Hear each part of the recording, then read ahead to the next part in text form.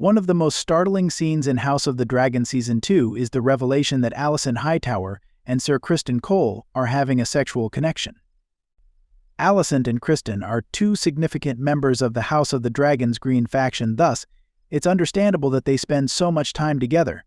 That much was obvious even in Season 1, when he became Alicent's sworn sword after rejecting Rhaenyra Targaryen. However, in Season 2, the term sworn sword takes on a completely different connotation. The Season 2 opener features two sex scenes between Alicent and Criston, the first with him performing oral sex on the Queen Mother, and the second with them in bed together. Blood and cheese are killing Prince Jaehaerys. Then there's another in Episode 2, coming exactly at the conclusion once more.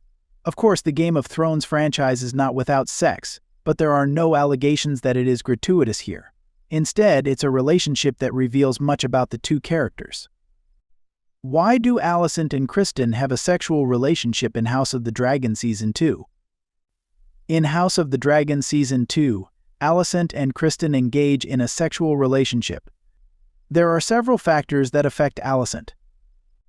Note that this marks her initial encounter with sexual autonomy. King Viserys forced her into marriage and required her to fulfill her role, while the scenes involving Larry Strong and Alicent's feat revolve around power dynamics and information exchange. Alicent controls here, so there may be freedom, but choosing Criston Cole to share it with is telling. When they were younger, Criston was one of several obstacles between Alicent and Rhaenyra.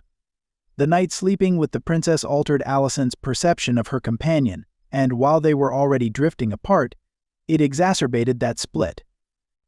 At the same time, Alicent clearly desired the independence Rhaenyra enjoyed. While having sex with Cole deprives her of something, it also grants her an experience she had previously denied. He's also someone who clearly despises Rhaenyra and presents himself as being just as honorable and devout as Alicent considers herself to be, so there's a way she may convince herself it's okay and not morally wrong. Tell herself this, but don't believe it, as there's also some self-loathing involved. Alicent has a lengthy history of self-harm, particularly when she was younger, and it is a physical act. There is speculation that her relationship with Criston is comparable to hers. For Criston, it's possibly a little easier, and not just because he considers himself to be following orders. He has definitely had a long-standing crush on Rhaenyra. He may claim to despise her, but she is the lady he desires to be with. Alicent sees an idealistic version of Rhaenyra that he could never achieve.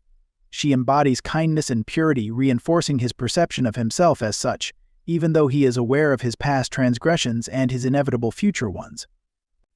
He may also regard it as a victory over Rhaenyra, a way to strike revenge at the woman who rejected him by sleeping with her former closest friend and now bitter enemy. All of this has left Alicent and Criston's relationship twisted, convoluted, and unhealthy. Following the Season 2 premiere, showrunner Ryan Condal discussed Alicent and Criston's connection in House of the Dragon Season 2, offering his own perspectives on how each character is feeling. Similar to before, he addresses how the couple is emotionally stunted and unprepared for this type of intimacy, or how to handle it. The relationship between Alicent and Criston Cole holds significant implications for the House of the Dragon.